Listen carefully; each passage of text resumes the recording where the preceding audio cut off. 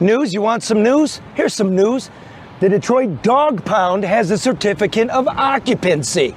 A homeless shelter on the east side of Detroit for vulnerable women and children doesn't have one. You can't even put dogs in there.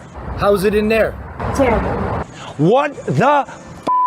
It was an international scandal. It was just 6 months ago this week that a woman living in a freezing van woke up to find two of her babies dead in the back.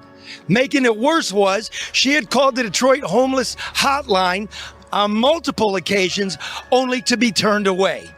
I reached out in November. I reached out before that. I've been on the CAM list for a long time. So we came to one of these shelters for women and children last February, only to find a woman and her baby eating off of the floor. Good morning. You cold? They don't have no more blanket for you.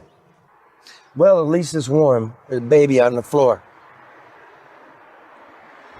We found out the place flunked multiple inspections and it wasn't even legal to house dogs in there. After we posted the story, a reporter asked Detroit Mayor Mike Duggan, what's up with that?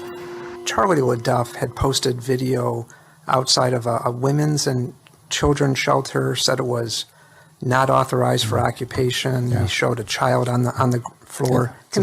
Can someone address that? It's a bunch of nonsense. And what that is? It's a bunch of nonsense. Well, 6 months later, and millions of dollars for the homeless unaccounted for, the place is still not fixed, cannot legally or safely be occupied, and flunked yet another inspection just a few weeks ago. How's it in there? Terrible. Terrible? Tell me how, because I need to get it fixed for you.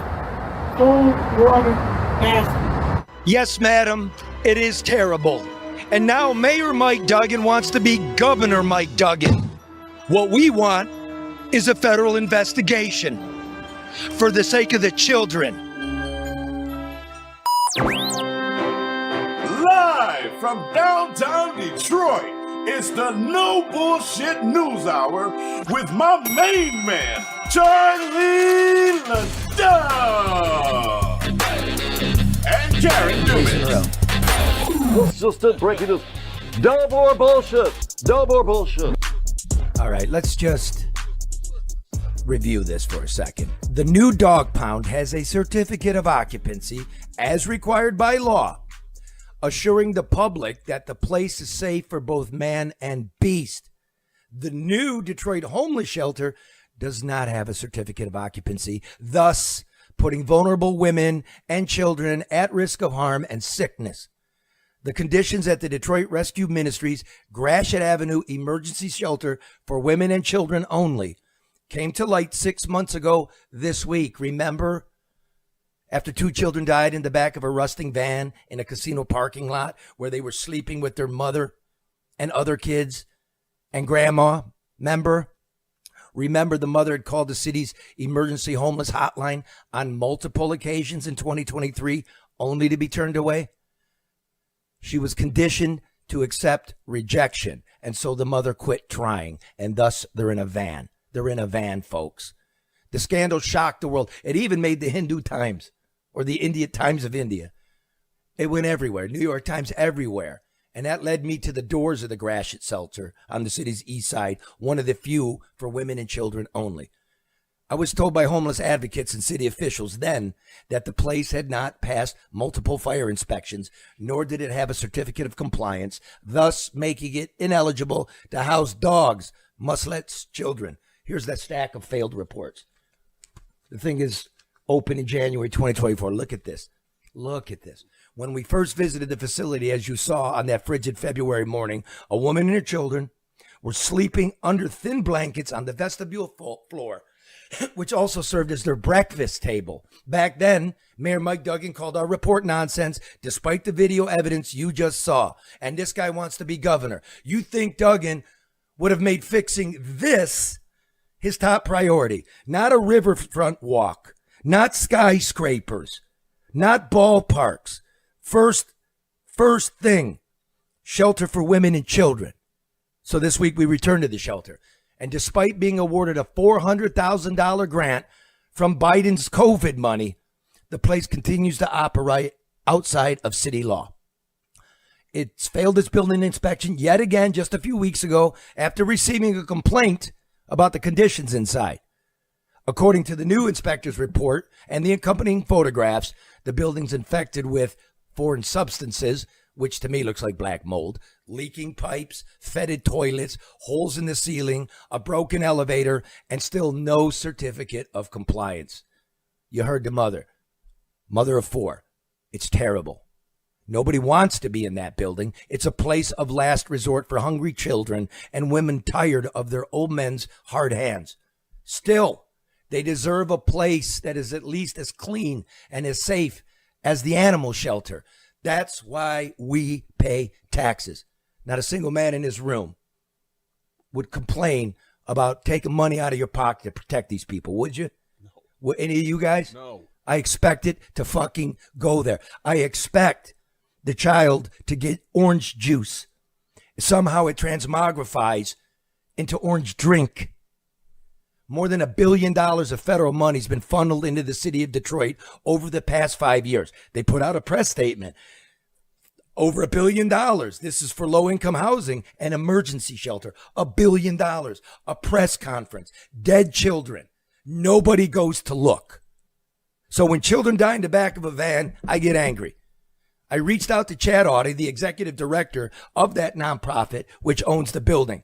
He claimed to me the building continues to legally operate as a designated emergency warming center, a designation it received back in January of 2024. It's now August of 2025, and the temperatures this week were in the mid-80s. Everything's been fixed, Audie assures me. Almost everything except the elevator, which is already scheduled to be repaired, he said. Which is strange, because that's what he told me 6 months ago.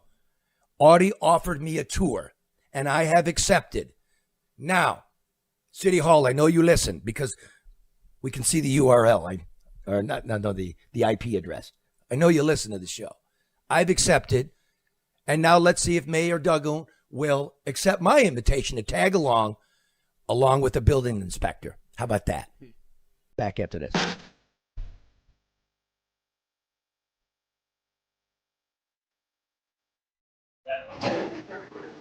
American Coney Island. So good, even Al Roker from the Today Show eats here. Not like that other guy, Al Joker, who eats at Lafayette.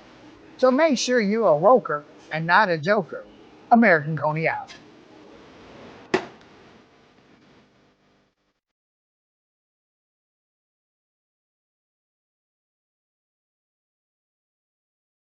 You know, your teeth can't heal, but the stock market can. That's just a fact. The market roller coaster is making you grind your teeth. Call or text my friend Luke Nowacki at 248-663-4748. We're all hanging on to this ride like Gayle King and Katy Perry. Just hang on to your flower. Some people are saying that the earth will be better when this is all over.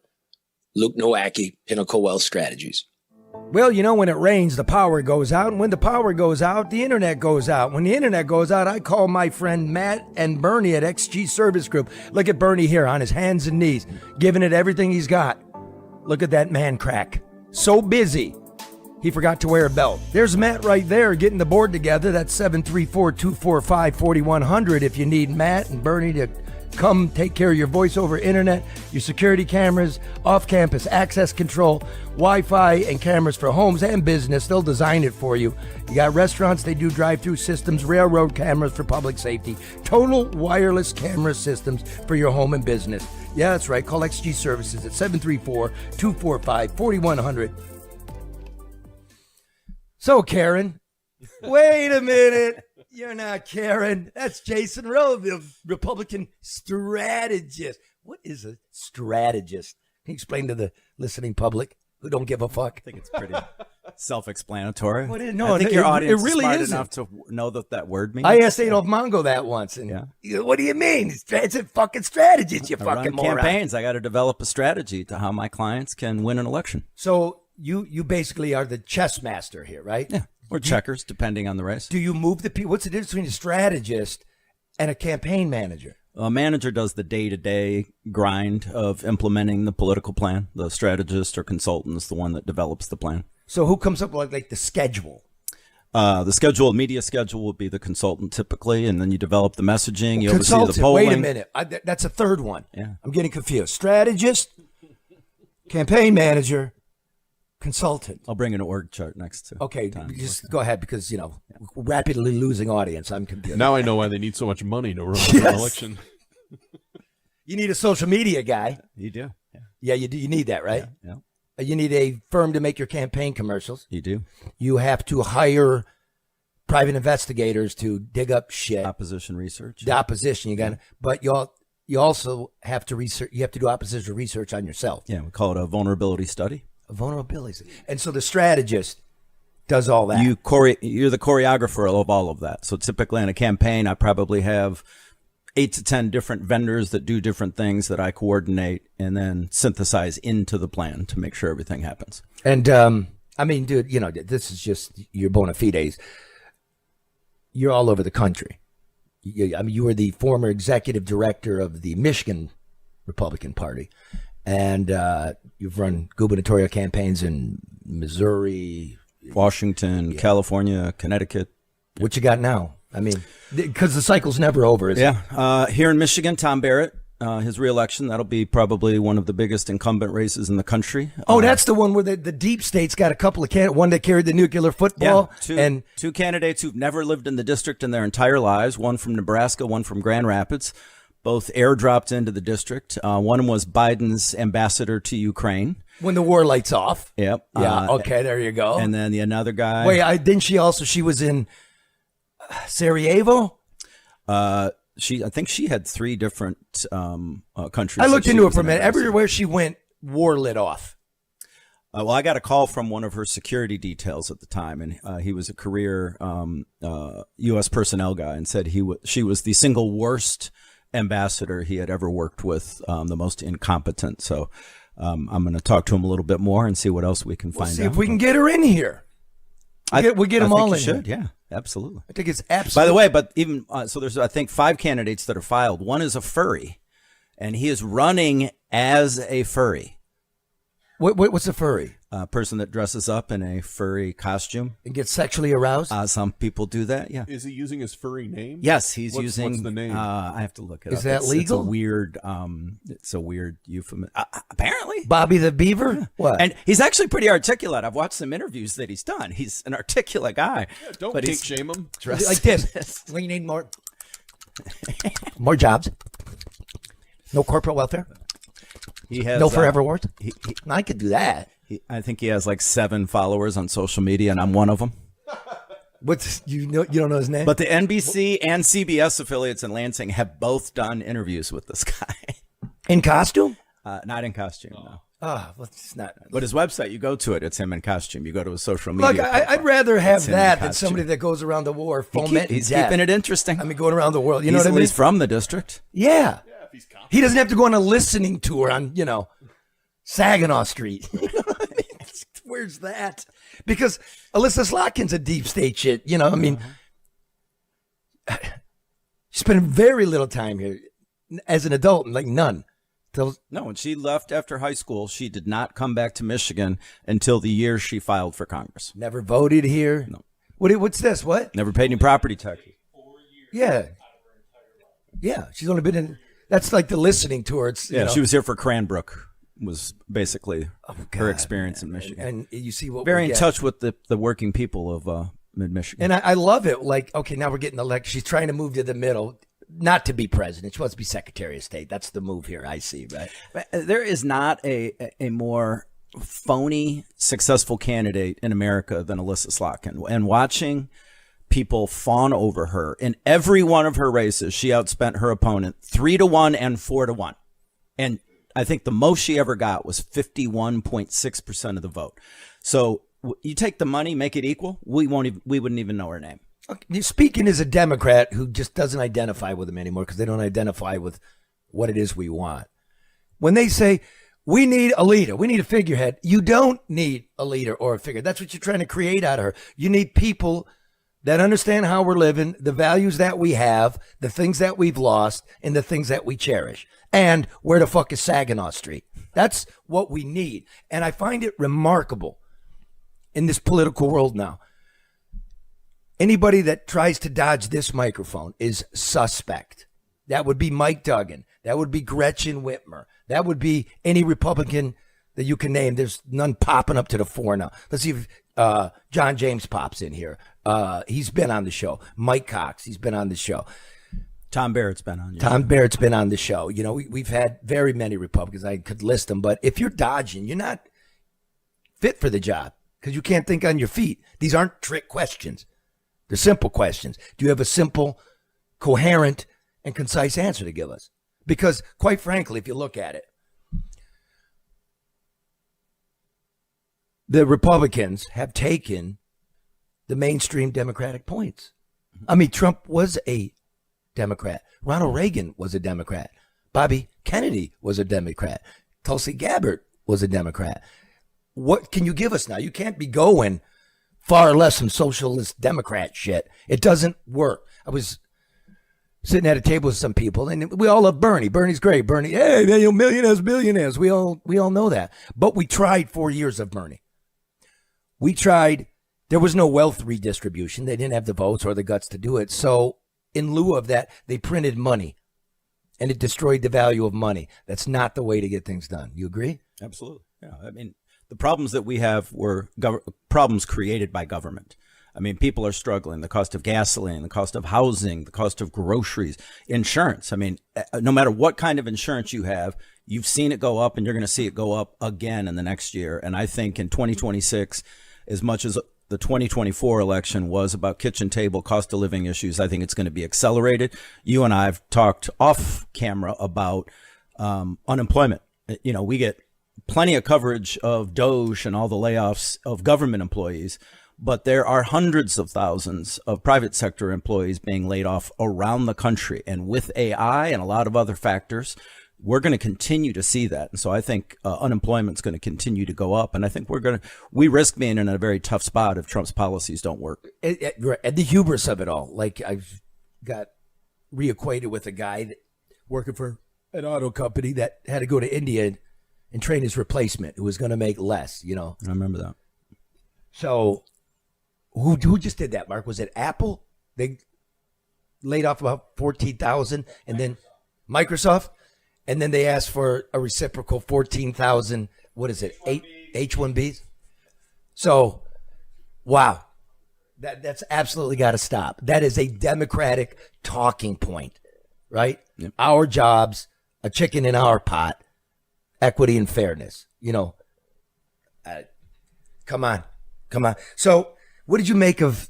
We're going to go back to these stats. We got Benny the Nose Man is standing by. You know, former DC cop, 10 years of DC cop, NYPD. Want to talk about what's going on in DC? Is it overreach? Is it, you know, Trump rattling the institutions again, et cetera? But before we do that, the homeless piece here. $1 billion. And nobody wants to look. What is wrong with the media? This was the story. And no follow-up. Mm-hmm. So nothing gets fixed. That's why I maintain this is a mirage. This is why at the No Bullshit News Hour Michigan Enjoyer mayoral debate, the audience was seething. The people that live here were seething. You open up the New York Times, and it's a magazine. They'll come back to Detroit, come visit it. It's booming. And the person they're quoting, right off the rip, sells real estate downtown. Well, it's not a problem that's unique to Detroit either. I mean, homelessness around the country is out of control. And a lot of it is that we're tolerating it. A lot of, you know, we're going to segue into what's going on in D.C. You know, what's going on in D.C. where you have people walking the streets that should be in jail or in some kind of institution to deal with their mental health issues. And instead they're on the street committing crimes, carjackings, et cetera. You know, I think you served up for the media a story that they should have jumped on with the homeless shelter, and especially now comparing it to what we're doing for a dog shelter. And the difference in standard of that is pretty outrageous. And you would think that after Duggan said what he said, that he would make that the top priority. I think the media refuses to cover anything that seems to be driven by people outside of their little bubble. And I think one of the reasons Duggan's running as an independent is there's not going to be any cross-examination of his record as he runs until after the Republicans and Democrats choose their nominees next August. So he's going to be able to travel the state talking about butterflies, rainbows, and unicorns with, frankly, only you and the Democratic Governors Association looking under the hood to what the real story in Detroit is. Yeah, and you know what's up with the media is look, they don't care if they're wrong anymore. It used to be great shame if you got it wrong, right? And you get blasted. And now they've gotten so many things wrong, it's not even worth going into. But everybody's going over to like AI, asking AI, hey Grok, is that true? And it's become apparent to me that all AI is doing is scrubbing the net, right? It's not really doing any analysis for you. So all the big click machines, New York Times, Associated Press, all they want to do is keep their seat at the power table. It doesn't matter if they're wrong, so they double down and continues to get wrong. Like I was looking at this. Hey Grok, is the Detroit homeless problem fixed? Well, there's some trouble. Over the last years, it's $1 billion, but they never look at source material, or there's no mention of this homeless shelter. The very basic first person, basic information, it won't find it. It's just finding the machine. So I looked up, hey, my daughter did it. I had Ken and my daughter do it. Did a dead man vote in the 2020 election? This is what, hey, Claude, which AI program is this? Do you know? ChatGPT. The William Bradley case, a popular false claim, it says. It's AI, a popular false claim. A widely circulated social media post claimed that 118-year-old William Bradley, who died in 1984, voted via absentee ballot in Wayne County in 2020. PolitiFact investigated and found that the ballot was actually cast by his living son, who shares a similar name, the same name. The appearance of the father voting was due to a clerical error, not fraud. Nobody asked if it was fraud. See that? No ballot was cast under the deceased father's name. Well, see, let's go to the source. We went to the son because I called PolitiFact. They didn't call back. They won a Pulitzer. They got it wrong, and they never called back. What happened was William Bradley Sr. died in 1984. He's still on the voting list. He still got an absentee ballot application to vote. So did the son, living at the same address. The son filled out the father's. He got the father's ballot. He filled it out, voted. Thus, the dead man's name was recorded as voting, not the son's. The city told the son they fixed it. It was a clerical error. It wasn't a clerical error. It was the fact that Jocelyn Benson is so bad, so sloppy at the very basic level of making sure these rolls are clean and the people that vote are supposed to vote and those who don't vote can't vote. So that's wrong. AI's pushing it because PolitiFact pushed it because they couldn't have it be wrong. And let's go back to why he was still on the rolls. There is federal law that compels these secretaries of state to clean dead voters off the rolls. And when she was posturing about why she couldn't and wouldn't do this last year, I was talking to the Missouri Secretary of State, Jay Ashcroft, and he told me that dozens of states have already done this, and the only ones that refuse to do it are the Democratic secretaries of state. Not all of them. Some are actually complying with the law. And it makes you wonder, why in the hell will you not do this? I mean, when I run data as a consultant, I will click, we have an option of active voters in order for us to try to get the riffraff off, the bad data off there. Yeah. It doesn't mean that those people, those records can't be manipulated. And just like you said, a man that's been dead for 40 years got a ballot. For 40 years. Why are we not cleaning that guy off? The son could have voted for himself and his old man if he wanted to. He could have, yes. He could have. And he thought he was voting for himself, and they lied to him. And you notice on the prompt, I didn't ask AI if there's fraud involved. I don't believe there was fraud involved. I believe it's just sloppiness. But this thing is not doing the thinking for you. So, well, two other places, by the way, that Benson violated the law at the same time that she was doing this. During COVID, she unilaterally and illegally sent absentee ballots applications to every voter in the state of Michigan.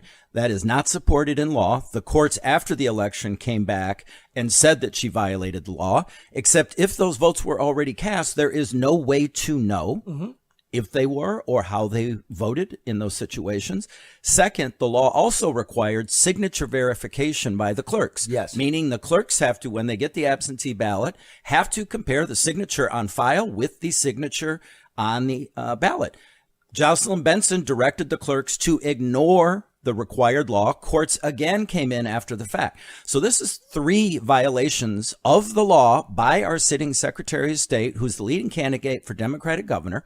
And you have to ask yourself why she is openly flaunting 3 laws that would protect the elections from any kind of nefarious activity. Let's do this, before we bring Benny in. I'm just going to, the guys on the couch. Can you all ask AI? You told them not to be on their phones. No, now I'm instructing them. See, Okay. when I All right. instruct them, that's did Jocelyn Benson illegally instruct clerks to disregard signatures on ballots? We'll see what it says. I'm sure AI is going to make an excuse for it because what's it going to pick up?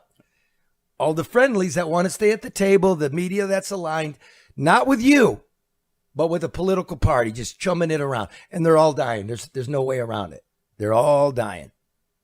All right, I'm going to bring in Benny the Nose Man, is columnist for broadandliberty.com, writes a lot about legal issues, law enforcement. He's former D.C. and New York City cop. What's up? What's going on, Schnoz? Schnoz is slightly overjoyed that President Trump has federalized the Metropolitan Police Department because as a Metropolitan Police Department alumni, the fact that DC government is probably, and I know this is a bold statement for Detroit, is the most corrupt, mismanaged city in America currently, and probably since it's been a city since 1974. So, all this talking point, all this left-wing stuff that you see out there saying, well, DC is very safe and it's a lot safer than it was. It's malarkey, as their favorite president once said, because it's just not true.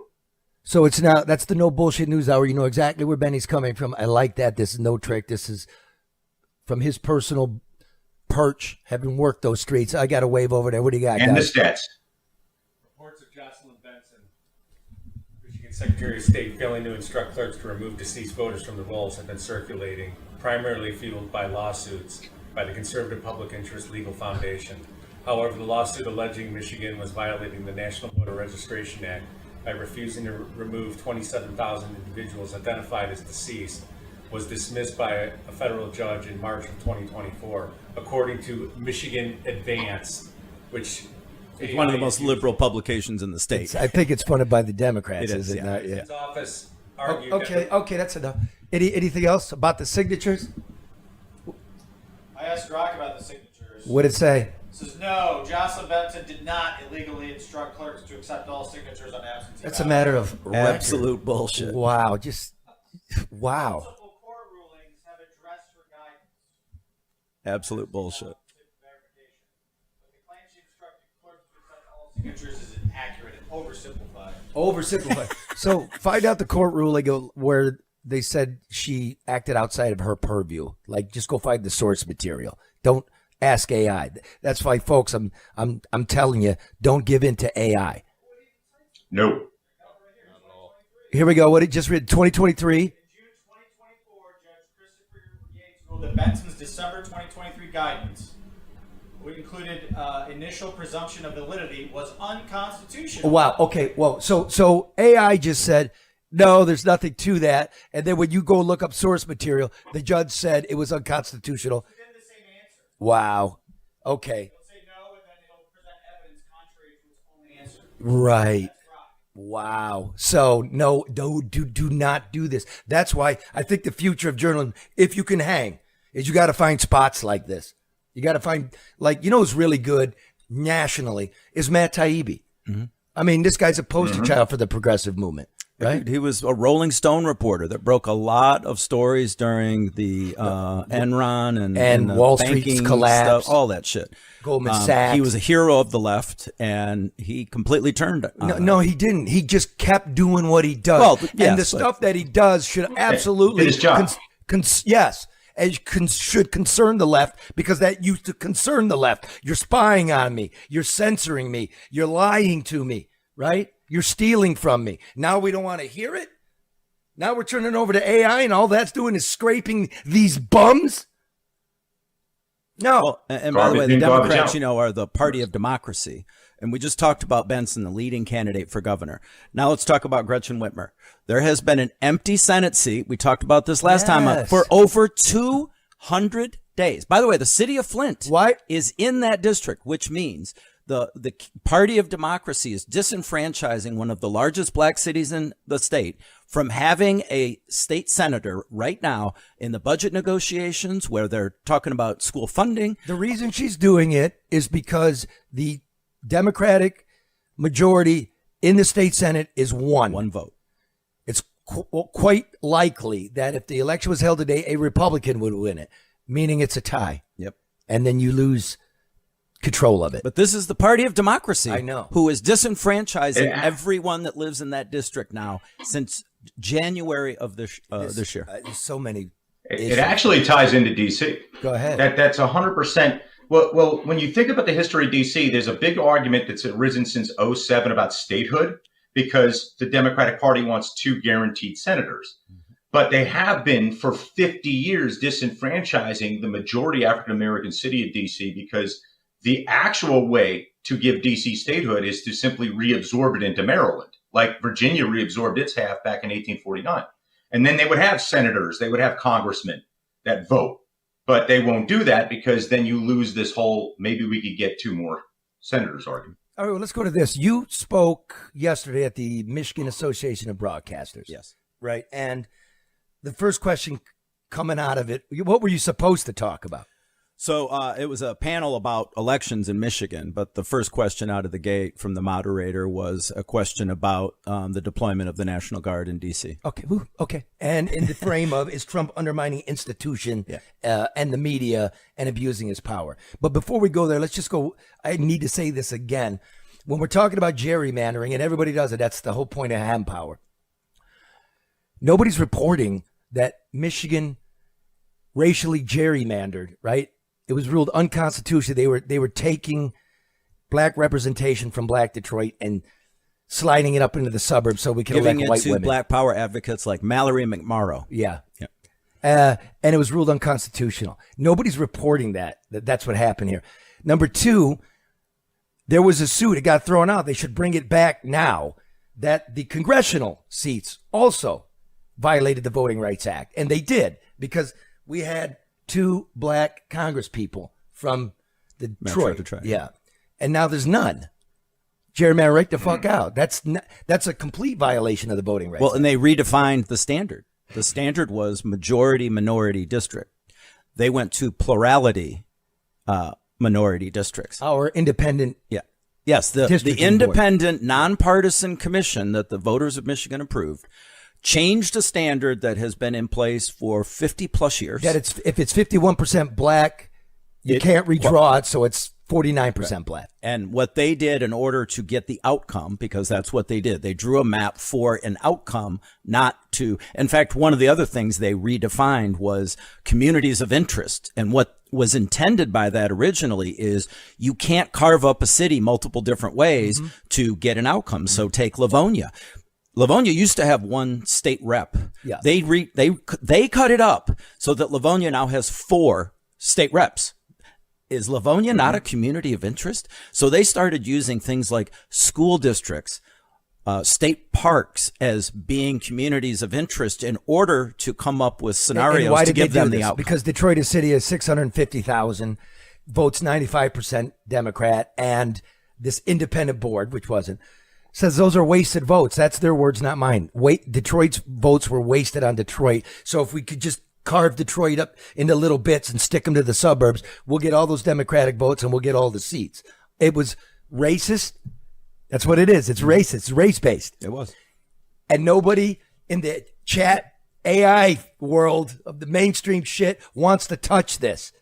Detroit, Michigan. They did the same thing in Philly. They did the same thing in Philly, and we don't want to look at it. If we see, I'm like this. Let's just look at it, and let's have one uniform template.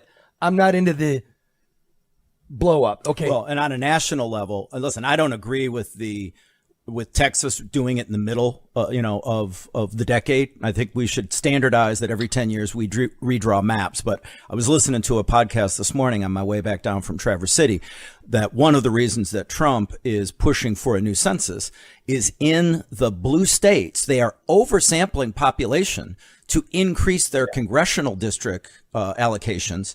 And then in the red states, they are undersampling the population to reduce the number of allocations. So you actually have, out of the 435 members of the U.S. House of Representatives, it is disproportionately slanted to Democrats in seats that they wouldn't normally have if you had the same standard applied across the 50 states and territories. And I will actually play devil's advocate on what Jason just said. I think Texas is doing the absolutely right thing, not because of the electoral map going into the midterms, but think about this. Austin's population has doubled since COVID because of the people fleeing California.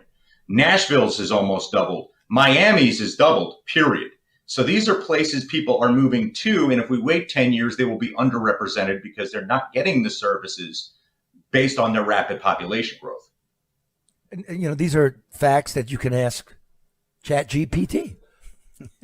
And get something assembling an answer. Well, here's what we know. We're just sitting in Miami traffic.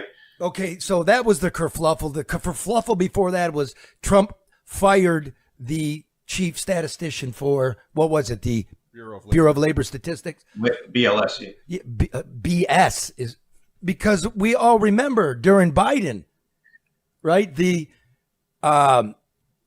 job number will come out, and then there'd be a revision, and like, what happened to a million jobs? It's so antiquated. It's each time these reports come out, tens of billions of dollars move, and they're done like by mail. Here's a survey. People answering the survey has dropped 30% in the last not even 20 years. It's not even a valid survey anymore. It's guesswork. We got to modernize it. So this has been so bad, it's got to move. Now, everybody wants to in the media, like a bunch of beavers. You're not allowed to talk about crime in America unless you've been out with a homicide cop in the freezing rain looking at some poor soul, because that drives you to understand the data and where it comes from. That's why we got Benny on. Benny and I have been going back and forth with this since last year. Now we're looking at DC's crime rate. Benny, in your opinion, a criminologist and a former cop. Speaking of which, I'm going to get look at this guy. And he's the host, ladies and gentlemen. That's I'm getting a parking ticket. The man's on my ass. Benny. That's what happens, Lebowski. Did so Trump overstep himself? Is DC really the safest it's been in 30 years ago? No. And DC last year came in with 187 murders. Yes, that's down from 274. But people, especially in places like Philly and Detroit, don't realize how bad DC is. It is 43 square miles. It's a 61 square mile city with 29% being federal reservations. So it's 43 square miles. They had 187 murders last year. That seem safe to you? Then you add in the fact that even 20 years ago, when I was on the streets there, they were stat fixing. And they have been stat fixing, and a district commander's just been suspended, caught stat fixing. And yes, he's naming names. It came down from the top. So the fact that they're saying DC is safe, don't buy it, because even the journalists who have a stake in holding water for this argument are saying, wait, I got carjacked, and I'm right downtown. Capitol Hill staffers are getting carjacked. Here's an interesting factoid for you. The DC Metropolitan Police that Trump just took over, he only has 30 days, but we'll get into that. They have 800 vacancies. Nobody wants that job. But the U.S. Capitol Police have 1,300 people for one neighborhood. Seattle only has 1,200 cops as a whole city. So you're telling me in the most over-policed city, only 43 square miles, they can't keep the crime down, and they got the fourth largest homicide rate in America per capita. Now that's astronomically bad. Do we have that slide that Benny sent me? Okay, Benny sent me a slide. Here's the homicide rates for capital cities. Washington, D.C., 41 murders per 100,000 people. Lima, Peru, 7 people per 100,000 murdered. Havana, Cuba, 4 per 100,000. Nairobi, Kenya, 5 per 100,000. Brazil, 13. Brazil's no joke, right? 13 Brazil's people. got a very high murder rate. 13 people per 100,000. Remember, DC's is 41. Lagos, Nigeria, 15 per 100,000. Bogota, Colombia, Huge murder rate. 11 per 100,000. Mexico City, is that the world's largest city? Yep. Yeah. Cartel It's land, North America's largest city. 8 per 100,000. Addis Ababa, Ethiopia, right? 6 per 100,000. Okay, Detroit, 38 per 100,000. Now, you guys will remember, do Chat GPT. Hey, Detroit got a handle on murder? Yes, it's the lowest. This is straight out of City Hall, and everybody wrote it. They did it 3 years in a row. Lowest homicide count since 1965 when Detroit had 2 million people. It's like the okey doke with the gas prices. When they shoot up because of some external issue, everyone goes, whoa, what are we going to do about the gas prices? And then it drops, but it doesn't drop nearly as much as it did before the spike. And everyone goes, look, we dropped gas prices. It's the same thing they're doing with the murders right now. The murders are not and haven't been lower than they have been in COVID in most of the big cities in America right now. And there is a common thread to the leadership of those cities. Do you remember when I did that story? Oh, yeah, I remember it well. I quoted it yesterday. You did? I did. Do tell. Well, we were talking about crime statistics, and this, and the moderator brought up that crime is actually down. And, you know, I was sitting here in the studio when you compared the FBI data, which we know is woefully incomplete, a number of major cities that aren't included, and a number of cities who are cooking the books to get a better result to show that they're doing well. The FBI relies on these police departments around the country to provide their data. You compared it to coroners' reports because coroners are recording based on their job. They make the determination cause of death. Homicides, suicides, all of those things. So it's hard to fudge those numbers when you're the coroner. And so you went and did the research to get the coroner's numbers and compare that. And, you know, I remember a couple of years ago, and I brought this up yesterday at the MAB meeting, where we were being gaslit by the Biden administration that what Republicans were saying about crime was a lie, and look at this data. And then when the revisions did come out about a year later, none of those reporters that were saying Republicans were lying about the crime numbers did the follow-up stories to say, oh, the Biden administration actually gave us shitty numbers. Jeez. So they published lies too. You remember when the counter to the high crime city argument that was being basically reported straight by the right wing was, well, Republican states have the highest crime rates. Because the biggest city in the Republican state is a blue city. Yep. Hello, look at Philadelphia. It's absolutely ludicrous. Benny's a guy because he dealt with stats. He watched them get cooked. We both know New York got rung up for faking stats. LA got rung up for faking stats. Detroit got rung up for faking stats. It didn't go away. What did change was the methodology of the FBI you were talking about. So it used to be something called the Uniform Crime Report. And it switched to NIBRS, National Incident-Based Reporting System. Criteria, all this. It was very convoluted and complicated. There's no quality control in this thing. So they're just, no one's checking on them, right? These are all nonsense. And most of the cities don't have the infrastructure to appropriately report using NIBRS. NIBRS is like using the phone book to find one name. You're going to be looking at it for a while. So the actual systems most of these big underfunded cities use just is struggling to catch up with the NIBRS transition. When you know and I know that the actual survey, the victim survey, which we're seeing in spades in D.C. right now, because people are going, wait a minute, I don't feel safe. The crime is out there. Well, it's underreported because NIBRS is cutting a lot of corners. And it's not really on purpose, but it's definitely out there. Let me do it this way. We don't know what last year's final crime numbers are going to be yet, right? Because it's not out. It's a year lag. But this is last year for 2023. Now, what we're saying is this, folks. The crime numbers, the FBI stats are made up of 2 reports, just like the jobs numbers. 2 reports. For the jobs, it's The bosses, how many jobs you create, and the household survey, how many you lost your job. The media likes to talk about what the executives say, but never about what the households say. And they're widely divergent, more so than ever since Biden. And now Trump fires you because why are they being so divergent? They used to run parallel. In crime, the NIBRS is the cops, and the National Crime Victimization Survey is the people. Okay, so last year, the cops reported first that violent crime fell across the country by 2%. Crime's down, right? Media, what are you talking about? Conservatives, you're assholes, you're lying. Look at the data. Now, the people, when you ask them, on the other hand, reported a 42% rise in violent crime perpetrated against them. A 42% rise. Are you saying people are lying? People don't even call the cops. You don't call the cops. There's no number there. Now, fine. The media reports the cops' numbers. But what happened? 6 months later, quietly.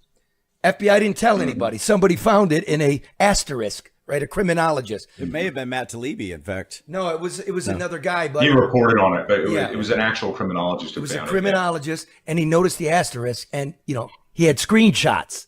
I remember that. And he goes back and he looks. The FBI quietly said, "Well, it didn't. Violent crime didn't fall by 2%. It actually went up by 4.5%. So it's a 6.5%." Like, all right, so 6.5 murders out of 100,000 quietly got added, right? Well, and what makes DC interesting, and Benny alluded to this, I think the outrage has been pretty muted. And the reason is everybody there has been the victim of crime or known someone who's the victim of crime, because it is a small geographic area and it's very interconnected. And so, I was reading this morning, S.E. Cupp, the former CNN commentator, wrote a Substack. It's worth reading. And, she's a Trump hater, and she was bashing the Democrats for how stupid they are for falling into the trap again, that they roll out and say, no, look at the data, look at the stats, except the people that live there don't feel the data. What they feel is the carjackings and the crime and what they're seeing happening around them and to their friends. And some of it's high profile. So when you have tons of national media people there, tons of politicians, even looking at DC Mayor Muriel Bowser's response was pretty damn muted for what she usually is doing when she's clashing with Trump. She was almost resigned to, we probably do got to do this. And do you know why? Because it has nothing. Let's leave the stat discrepancies out of this for a minute. Even if we accept their numbers, these homicide stats, these violent crime stats, these Part 1 felony stats are way out of control for a city that size, especially a city as over-policed and high tax burden as DC. This isn't Detroit. This isn't Detroit. This isn't a city that has struggles making ends meet. This is a city that I don't know a mayor, and Jason, you're a political strategist. I don't know a mayor in America, small town or large, that wouldn't kill their mother for the ability to go right to Congress for their funds and not have to go argue a state house for it. Yet DC has had it for 50 years and consistently screws the pooch. Mm-hmm. So the question isn't, are we overstepping our bounds? The question is where the checks and balances are on home rule. Like, I'm in Philly. Philly is the only city in Pennsylvania with home rule status, and it has exactly the same problems. So 187 people were murdered last year. What are you doing to make it better? Why, in 50 years, haven't you tried to get your own DA's office, your own sheriff's office, or your own court system, which they don't have in D.C.? They've never, until 2007, when they try to get states' rights, tried to even get that. Why let facts get in the way, Benny? I mean, seriously. What'd you want to say? Good enough ain't good enough. Hold on, bro. That's the problem. Come on. All of this obfuscates that they're measuring it completely wrong anyway. It's quality of life. So even if they can massage the numbers and they can find some bullshit way to say that crime has dropped 2%, the vibe on the street is that the quality of life has declined. All you got to do is get off at Union Station, man. Oh, listen, I lived in Metro DC. I lived in Metro DC for 8 years, and I'm there several times a year, every year. And I ride the Metro all the time. It's faster and easier than a cab or an Uber, anything. Yeah. I can tell you from my experience on the Metro, I can see it because the passengers are different. There are people that are super aggressive and violent. There are people that clearly have some mental health issues roaming around in there. There are no Metro police patrolling the Metro. Right. I was never scared. I'm not super scared now, but I'm looking over my shoulder a lot more Same when I ride with the New Metro York City than I used to. subway, you know. So I just want and there is a correlation. Benny, Three let me cities finish. that Let me don't finish this, Benny. I just want the listeners and viewers to know you didn't hear me advocate one way or the other for what Trump's done with the National Guard in D.C. What I'm advocating for is clear data for the public to make a real decision instead of gaslighting them. We in the media have failed. You're not getting a clear picture. I hope you have a clear one. We know where Benny stands on this. Jason hasn't said one way or the other. If you want to, you may.